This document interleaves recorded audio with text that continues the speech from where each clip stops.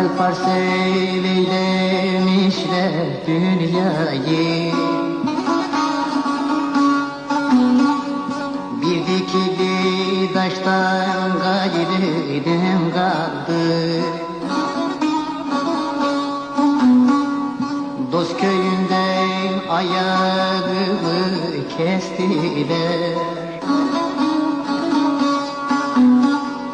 Bir akılsız baştan gayrı nem kaldı, nem kaldı, nem kaldı. Bir akılsız baştan gayrı nem kaldı, nem kaldı, nem kaldı.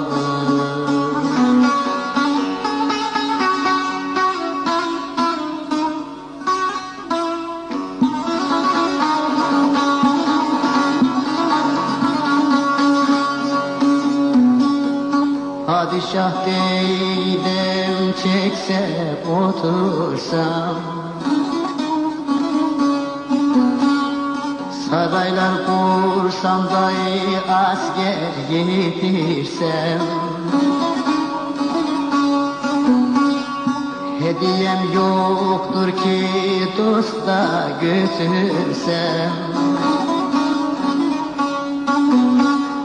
İki damla yaştan gayrı nem kaldı, nem kaldı, nem kaldı.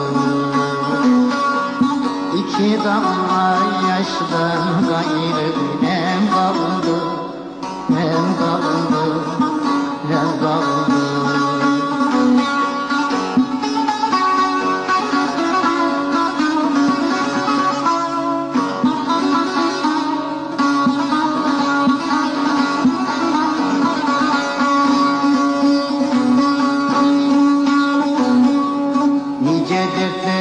Gördüm derman çıktılar. Çok aliler gördüm Osman çıktılar. Eski dostlar bize düşman çıktılar. Birkaç türlü uçtan gayrı nem kaldı, nem kaldı, nem kaldı.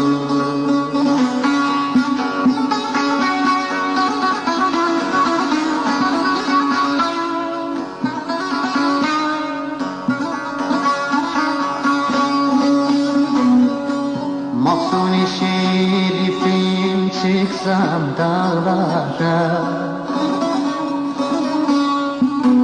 rast gelsem bir avcı vurmuş merala. Eğer istiyorsan gene yarele,